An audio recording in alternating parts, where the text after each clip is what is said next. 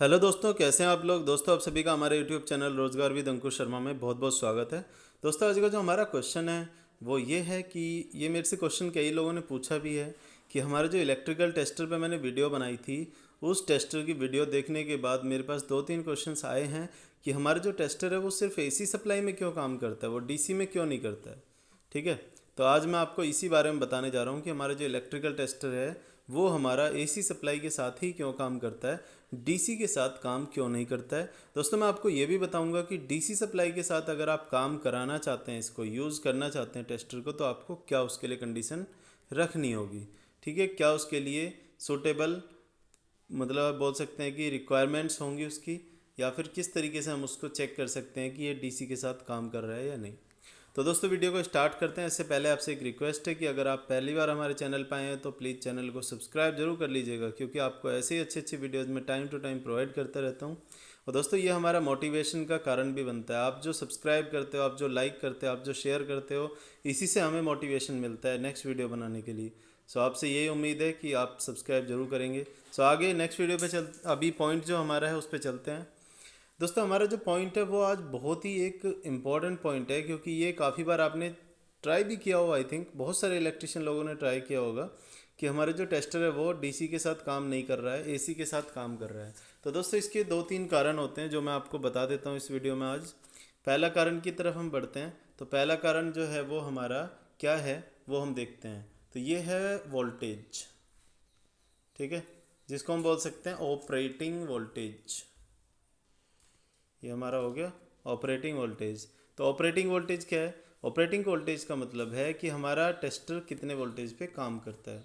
तो दोस्तों, इसके लिए जो टेस्टर के लिए कंडीशन है वो हमारा सिंगल फेज सप्लाई 230 वोल्ट पे काम करता है। ठीक है, जो हमारा टेस्टर है वो हमारा 230 वोल्ट सिंगल फेज सप्लाई पे काम करता है। मतलब अगर आप उसको टेस्टर को सिंगल फेज सप्लाई 230 वोल्ट देंगे तो उस पर वो टेस्टर का जो नियॉन बल्ब होता है ना, आप लोग अगर देखेंगे तो ये जो टेस्टर है हमारा, इस टेस्टर के अंदर जो ग्लो करता है, जहाँ पे लाइट ये ब्लिंक होती है, वो हमारा पॉइंट होता है कौन सा? Neon bulb.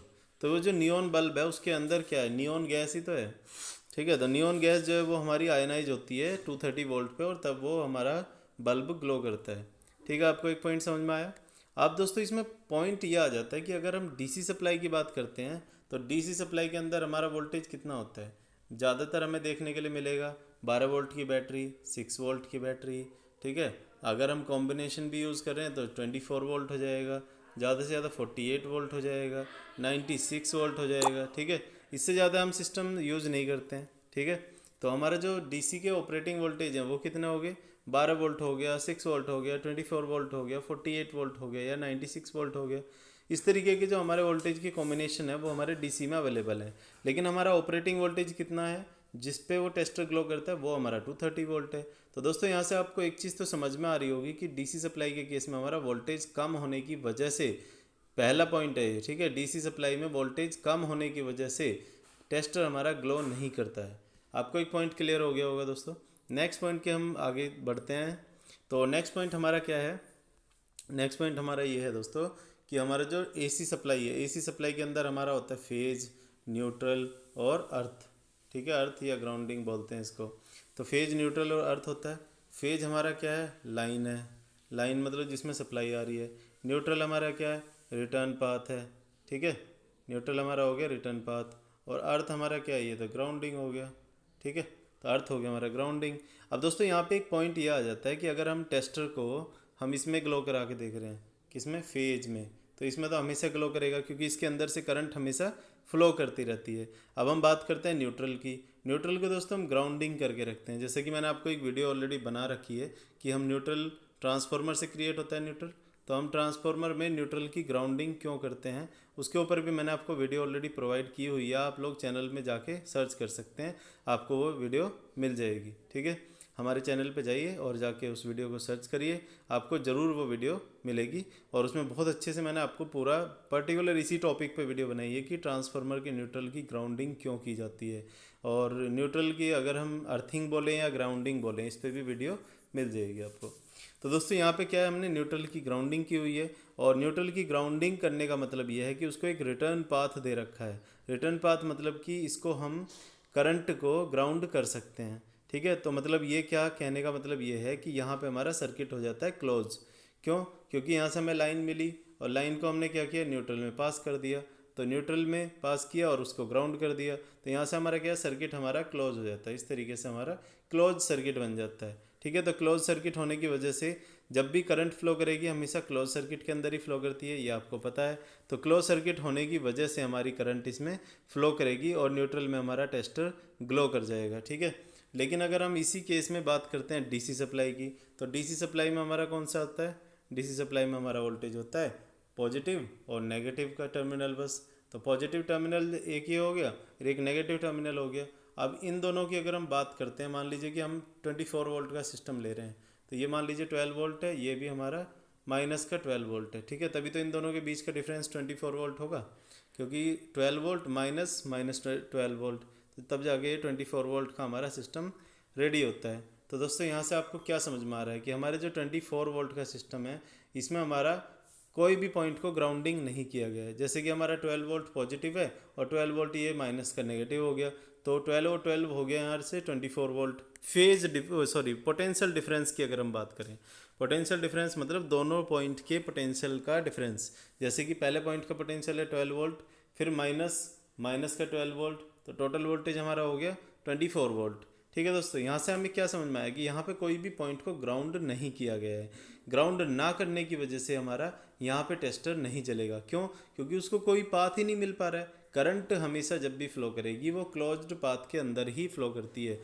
ये आप नोट डाउन करके रख लीजिए कि जब भी करंट फ्लो करेगी, करंट को फ्लो करने के लिए क्लोज्ड पाथ की ज़रूरत पड़ेगी ही। ठीक है, क्लोज्ड पाथ की ज़रूरत पड़नी ही है। ठीक है, तो आपको ये पॉइंट समझ में आ गया। जब भी करंट फ्लो करेगी वो क्लोज्ड पाथ के अंदर ही फ्लो करती है। तो इसका मतलब दोस्तों ये है कि इसको हमें क्लोज पाथ देना पड़ेगा। और डीसी के अंदर हम क्लोज पाथ क्यों नहीं देते हैं, उसका भी एक रीज़न है।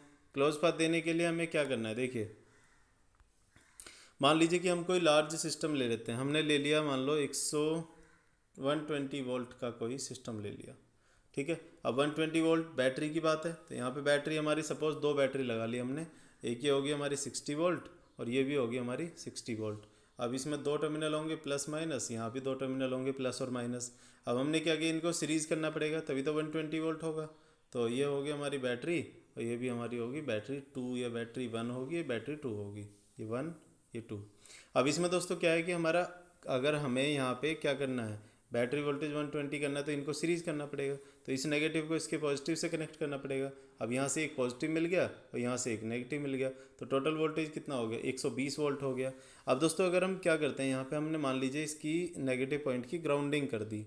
अब ग्राउंडिंग करने के बाद आप लोग यहाँ से देखेंगे अगर वोल्टेज, तो ये और ये इन 2 पॉइंट के बीच का वोल्टेज होगा प्लस का 60 और ये नेगेटिव और ये वाला ग्राउंडिंग, इन दोनों के बीच का वोल्टेज कितना होगा, माइनस का 60। ठीक है, आपको पॉइंट क्लियर हो रहा होगा। तो यहाँ से क्या हुआ कि हमारा, एक बार मैं फिर से आपको इसको बता देता हूँ पॉइंट को और अच्छे से। तो यहाँ पे दोस्तों बात ऐसी है कुछ, ये हमारा हो गया। ठीक है, ये मैंने क्या किया था, कनेक्ट किया था और यहाँ से मैंने ग्राउंडिंग कर दी थी। तो यहाँ से पॉजिटिव आ गया और यहाँ से नेगेटिव आ गया। ये 120 वोल्ट बन गया क्योंकि हमने 60 वोल्ट यहाँ कनेक्ट किया हुआ है और माइनस का 60 वोल्ट ये बन जाएगा। ठीक है, 2 बैटरी हमारी 60 वोल्ट की, क्योंकि हमारा इस पॉइंट के बीच का और ग्राउंडिंग के बीच का वोल्टेज 60 वोल्ट है और यहाँ से ग्राउंडिंग और नेगेटिव के बीच का वोल्टेज माइनस 60 वोल्ट है। तो जो हमारा टोटल वोल्टेज होगा वो 60 माइनस ऑफ माइनस 60। ठीक है, 60 माइनस ऑफ माइनस 60, तो ये कितना हो जाएगा, 120 वोल्ट हो जाएगा। ठीक है दोस्तों, ये हो गया 120 वोल्ट। अब यहाँ से आपको ये पॉइंट क्लियर हो रहा होगा कि अगर हम इस पॉइंट की ग्राउंडिंग कर देते हैं, तो ग्राउंडिंग करने का मतलब ये है कि आपने जो इधर वाला, ये इस तरीके से था हमारा डायग्राम, मान लीजिए आपने यहाँ से ग्राउंडिंग कर दी, तो ये जो हमारा 60 वोल्ट है, ठीक है, ये माइनस का 60 जो है ये हो जाएगा ग्राउंड। तो यहाँ पे 0 वोल्ट है ग्राउंड का वोल्टेज और यहाँ पे माइनस 60 वोल्ट है, तो ये माइनस 60 और ये 0, तो माइनस 60 को 0 करोगे तो करंट हमारी यहाँ पे पोटेंशियल डिफरेंस क्रिएट हो जाएगा और करंट हमारी इसके अंदर फ्लो होनी शुरू हो जाएगी। तो इसका मतलब क्या हुआ कि हमारी जो न्यूट्रल पॉइंट है, सॉरी जो नेगेटिव पॉइंट है, वो नेगेटिव पॉइंट और ग्राउंड के बीच में पोटेंशियल क्रिएट हो जाएगा और पोटेंशियल डिफरेंस क्रिएट होने की वजह से यहाँ पे करंट फ्लो होनी शुरू हो जाएगी। तो दोस्तों इससे आपको ये समझ में आ रहा होगा कि अगर हम ये ग्राउंडिंग कर दें और एक प्रॉपर वोल्टेज प्रोवाइड कर दें, जो कि हमें 230 वोल्ट हमें देना होता है। तो अगर इस कंडीशन को फॉलो करा दें तो शायद टेस्टर ग्लो कर जाए। ठीक है, तो मैं उसके लिए भी आपको एक कंडीशन बता देता हूँ कि आपका टेस्टर ग्लो कब करेगा। दोस्तों, टेस्टर को ग्लो करने के लिए, जैसे कि मैंने आपको स्टार्टिंग में बताया, तो टेस्टर ग्लो करने के लिए आपको क्या कंडीशन मिलनी चाहिए। आपको मैंने बताया कि 230 वोल्ट आपका सिंगल फेज सप्लाई जो हम यूज़ कर रहे हैं वो मिलना चाहिए, प्लस क्लोज्ड लूप मिलना चाहिए। ठीक है, तो अगर आप डीसी के केस में ये दोनों काम कर देते हैं, ठीक है, ये हो गया क्लोज्ड लूप और ये हो गया 230 वोल्ट। अगर आप डीसी के केस में ये दोनों काम कर देते हैं तो आपका टेस्टर ग्लो करेगा। इसके लिए क्या करना होगा आपको, इसके लिए आपको करना ये होगा कि पहले तो उसको, जो सिस्टम हम बैटरी का यूज़ कर रहे हैं उसको 230 वोल्ट पे लेके आना पड़ेगा। ठीक है, मतलब जो सीरीज़ कॉम्बिनेशन कर करके हमें इतनी बैटरी कनेक्ट करनी पड़ेंगी जिससे कि 230 वोल्ट का सिस्टम हमारा प्रिपेयर हो जाए। दूसरा केस आपको क्या करना पड़ेगा, ग्राउंडिंग करनी पड़ेगी। ग्राउंडिंग मतलब रिटर्न पाथ उसको देना पड़ेगा। तो जो हमारा नेगेटिव पॉइंट, जिस तरीके से मैंने अभी ग्राउंडिंग बताई थी, उस तरीके से अगर आप उसको रिटर्न पाथ प्रोवाइड करते हो तो उस केस में वो ग्लो कर जाएगा। ठीक है, रिटर्न पाथ भी आपको उसमें प्रोवाइड करना पड़ेगा। लेकिन दोस्तों, इतना एक्सपेंसिव और इतना हाई वोल्टेज का सिस्टम हम बनाते नहीं हैं।